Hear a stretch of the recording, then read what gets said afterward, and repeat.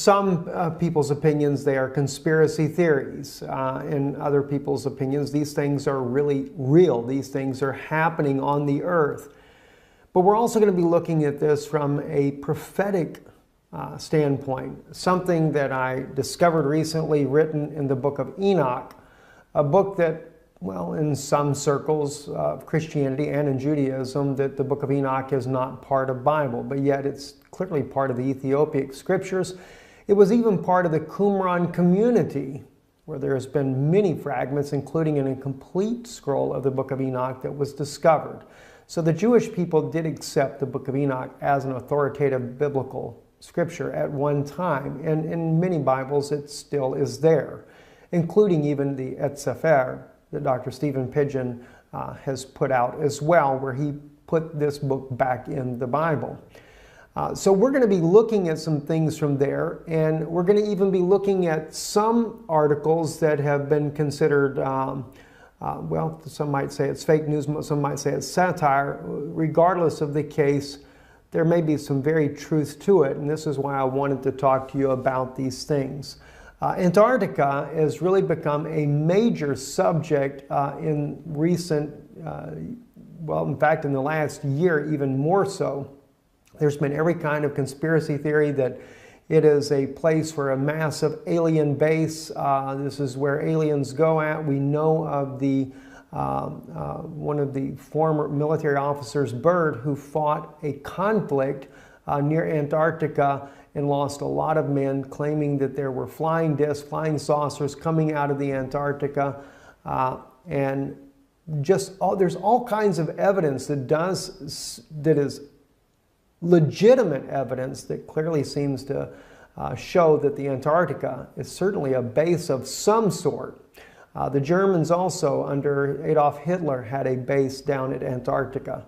There's all kinds of things that are going on in this region of the world, and this year, or actually last year, when the election, John Kerry himself disappeared down to the Antarctica during the very day of election. But what was really strange is that when John Kerry went down there, he goes to New Zealand right afterwards, and there was a massive earthquake inside of New Zealand. I'm going to share with you, you can see some of the images here on this article here from the New York Times. They'll show you some of the images of the earthquake itself. 7.8 magnitude earthquake. The earthquake was very, very shallow, and in one article that we saw that would probably be considered satire, that they have written and stated that the reason why the earthquake happened was because John Kerry did a last-ditch effort and went down to Antarctica to try to meet with the, well, as they put it there, he was meeting with the Guardians. And the Guardians had rejected his plea to put Hillary Clinton in the White House. Instead, Donald Trump would become the next president of the United States. Now, I realize that does. It sounds so far-fetched, sounds so crazy, in fact, to even think of that. And then, of course, they said that the earthquake at New Zealand, where he went immediately after the Antarctica visit, was a warning to him not to come back again. Well, that's what they also said in the article. Those of you that remember, here is a picture here of the Patriarch Kirill. Patriarch Kirill is also the head of the Eastern Orthodox Church, who went also to Antarctica on a very unexpected trip after he met with Pope Francis in Cuba. And Pope Francis gave him a secret document. Never was revealed exactly what was in the document, but it was the first time the two leaders of the both East and Western Orthodox churches had met together to try to mend their relationship. He goes to South America afterwards, and then the unexpected trip to Antarctica. Well, the question is, why did he go to Antarctica? Well, in one article here, the Ark of Gabriel, Antarctica, Russia, and the Apocalypse, speaks about how that the Russian government had actually moved a mysterious ark that was discovered at Mecca underneath the ground there and was brought out. Many people died in the process, according to the article's claim here, and that Russia did a special movement of this ark down to Antarctica.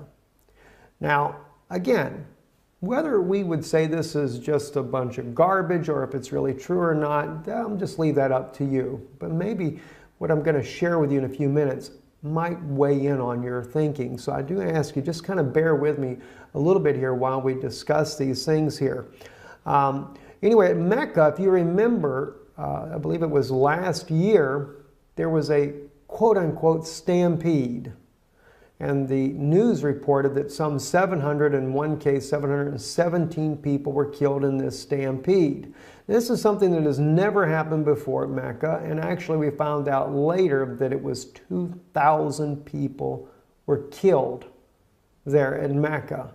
And an apparent stampede that killed all of these people. Well, not according to some of the articles there. In fact, as you can see this crane here that is toppled, that what was actually going on at Mecca was an excavation of this strange ark called the Ark of Gabriel, that according to the article here, this was something that Muhammad had said, had prophesied about. And this was buried here beneath this very place, and they were working on trying to bring it out, and some type of plasma release was done, and it caused the death of all these people. Again, is this just conspiracy theories? Is it fabricated? Who really knows? But one thing that is a fact, though, is there was a Russian ship, a scientific ship, headed to Antarctica, and that ship did stop at the port there in Saudi Arabia, supposedly to take on supplies. Well, as you know, Saudi Arabia is not necessarily the greatest friend of Russia, but they did it anyway, right? So then, after that, the ship goes to South Africa and then on to Antarctica. So they did stop and pick something up in Saudi Arabia. So maybe the article has got some truth in it after all. And then right after this ship goes to Antarctica, this is when Kirill suddenly goes down there to visit the one and only Eastern Orthodox Church at the Antarctica. So just too many strange things are happening. And a lot of people just write it off as conspiracy theories, you know, these things about aliens and you know, all this stuff going on in Antarctica. This is just a bunch of nonsense to begin with. Well, you know, I always I looked at these things and I think, wow, that's pretty interesting. I will tell you though, this article here that you're seeing now in English, this article did appear in the mainstream Russian media as well. We did a report on this back months ago, and I was trying to find the actual report I did on it. Could not find it to save my life there.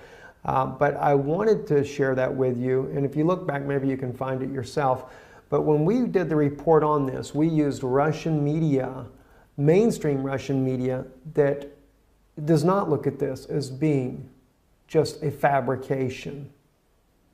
They actually reported it as real news, and that yes, indeed, Russia did do a secret mission down to the Antarctica and had taken a thing called the Ark of Gabriel.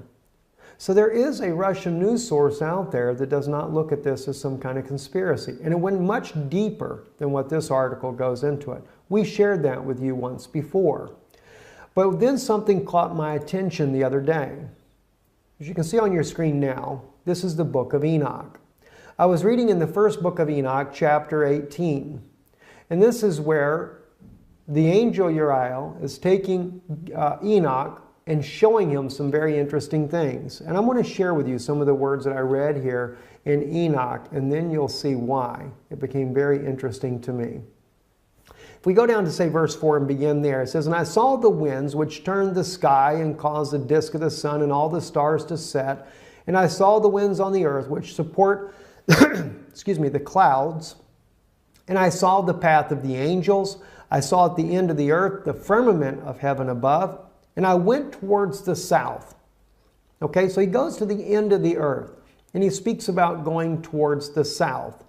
"And it was burning day and night, where there were 7 mountains of precious stones, and 3 towards the east and 3 towards the south." Now, I begin to think about this. He's talking about 7 mountains, but 3 go to the east and 3 go to the south. And he's talking about going towards the south. And I'm thinking to myself, okay, and he's talking about it being that it burns day and night. It was burning day and night. In other words, the sun is not setting. And I'm thinking to myself, well, the South Pole, that describes the South Pole like no other place on Earth. The sun just doesn't really ever set. It's always daylight. And so it really caught my attention. But then he mentioned about the 7 mountains. And of course he talks about the stones, etc. But then he says east and 3 go to the south. Well, that really got my attention. So I thought to myself, okay, is there a place down at the Antarctica that would kind of match this type of description? Well, oddly enough, there is. It's Mount Vincent. Now, you have to keep in mind what you're looking at here on your screen. You have Mount Vincent right here. It is called the 7th summit. There are 3 going south. Now, you would say these are 3 to the west. It's actually described as southeast and southwest. But keeping in mind, when Enoch went here, the earth had not been tilted off its axis. So therefore, north and south, east and west was a bit different, right? And if you take and tilt the earth back the way it would have been, this will go just like that. And then you would have the 3 peaks, as it speaks about here, and we have the summit here, 3 peaks here. Those would go down to the south, just as he describes, and these here, the 3, would go to the east, just as he describes there. The 7 mountains, the 7 summits, and 3 to the east and 3 to the south. That really began to make sense. But the words here in Enoch get a little bit more strange, though.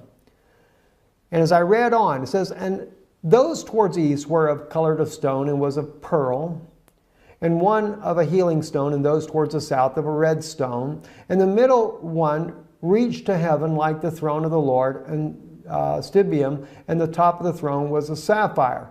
And I saw a burning fire, and what was in all the mountains. Now, keeping in mind, the middle one was the tall one. And of course, at Mount Vincent, that's exactly the way it is. Mount Vincent is the tallest mountain. Now, I can't say that this is conclusively correct. I'm putting this here before you as a conjecture, something for you to think about, just something that I find very fascinating in line with all these anomalies that are happening at Antarctica, all the weird things that are going on. John Kerry, I mean, gosh, he did more than 1 visit down to the Antarctica here. Why? What's going on? Now, when I first looked at this, I'm thinking Planet X. They're going down there because they can see Planet X coming. All right? And maybe that has something to do with it as well. But what about some other things? I'm going to share with you some very serious things also that are going on down there that have been claimed by former military officers. Okay, so just hold on for a second here. It says, and I saw a place there beyond the great earth. There the waters gathered together. And I saw a deep chasm of the earth with pillars of heavenly fire, and saw among them fiery pillars of heaven, which were falling as regards both height and depth. They were immeasurable. And beyond this chasm, I saw a place, and it had neither the sky above it, nor the foundation of earth below it. And there was no water on it, and no birds, but it was a desert place. Now, I'm sure now when you read this part here, well, that throws that out. Must have been out in Saudi Arabia somewhere.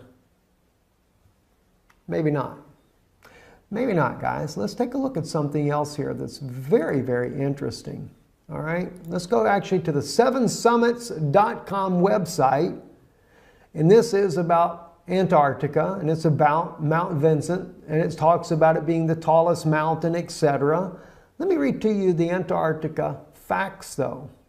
Besides the mountain summit, if you go down here to say about right up under the blue right here on your screen, the snowfall in Antarctica is so minimal that the continent has been called the world's coldest desert. The interior receives less than 3 centimeters, in other words, less than 1 inch of precipitation a year, making it the driest continent on Earth. The Antarctic dry valleys in Victoria Land are among the driest places on Earth. Some scientists believe that no rain has fallen there for 2 million years. Astronauts have visited the dry valleys because of their similarity to lunar landscapes. Isn't that interesting? They call it the coldest desert on Earth. Well, maybe Enoch has got something when he said it was a desert. All right? As he called it, there was no water on it and no birds, but it was a desert place. Well, there are no birds. There are no penguins when you get that deep into Antarctica. There's just no life at all.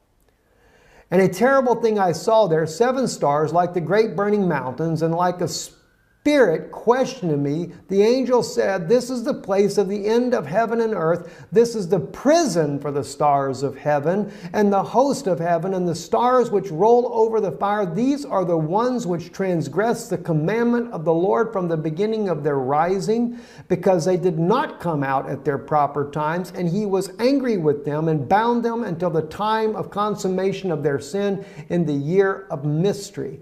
And I, Uriel, we go into chapter 19 here, real quick here, just the first verse, said to me, "The spirits of the angels who were promiscuous with women will stand here, and they, assuming many forms, made men unclean, and will lead men astray so that they sacrifice to demons as gods." Now, if you notice, that is a continuation. They're not dead. They're still there. And they do what? They will lead men astray so that they sacrifice to demons as gods. Wasn't that interesting? CERN not long ago, where they sacrificed a young woman. Oh, they claimed it wasn't real, but found out later, according to Russian media, it was real. Russian media even was able to determine which woman it was that had been kidnapped. That was by not just so much the media, it was actually Russian intelligence officers that determined this information, but it was in Russian news, and we shared that with you here on Israeli News Live. So they sacrifice to demons as gods. They will stand there until the great day of judgment, on which they will be judged, so that an end will be made of them. But they still have very much access to men on this earth, and they are leading them astray, and they can they assuming many forms. That's pretty wild. I mean, I've never seen anything like this in my life. And the point is that I make here, when we look in chapter 18, it appears to be, and it could be completely somewhere else different on the earth. All right, I'm just saying this as a conjecture to you to consider this. But it appears to be that Antarctica is that region that he's speaking of. For one, it has to be a place that's burning day and night. That sun is where they can see day and night. It seems to really match up, and that's what's really, really fascinating, in my opinion, there. And again, just like the mountains, if you were to take into consideration the antediluvian destruction that tilted the earth off its axis and put the earth back right on its axis, and then look at the peak